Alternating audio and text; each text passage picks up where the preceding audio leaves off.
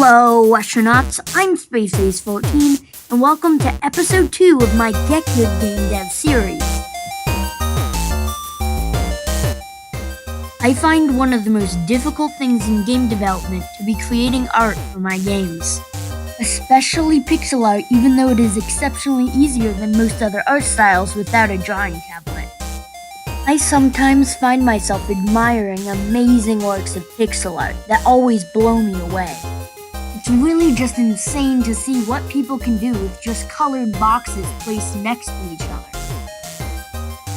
I won't say that I'm exceptionally good at pixel art. If anything, I'm pretty bad. But as time has progressed, so have I. Forgive me for the long intro. Here are 3 tips that I find have really improved my pixel art skills and may help you.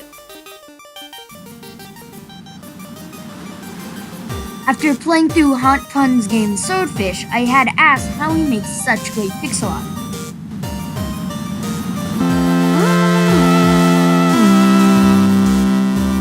I got these 2 large tips, but I'll focus on one for now.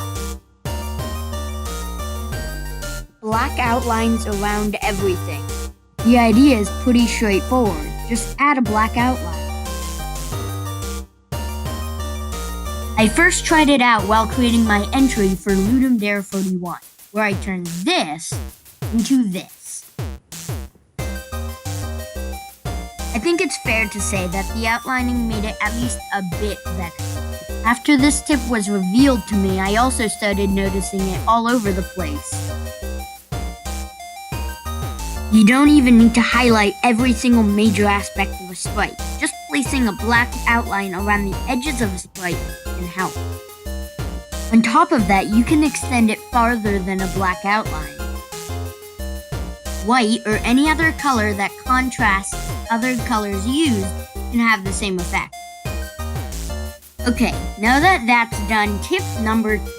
No, that gift's not funny enough. Okay, this is kind of better.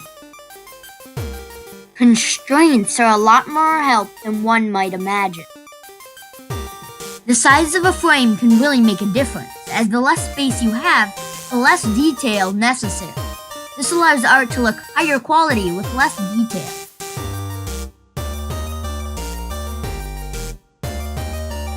That was the second tip given from Martian. Though, I would recommend keeping the sprites small in-game. To add on, an amazing game developer by the name of Rain Drinker told me that it also helps to constrain your work to a color palette. Rain Drinker got first in the Tiger Jam and 12th out of over 3,000 in the most recent Ludum Dare. I got 564th place in comparison. And 12 is greater than 564. Wait, no, that's not how it works.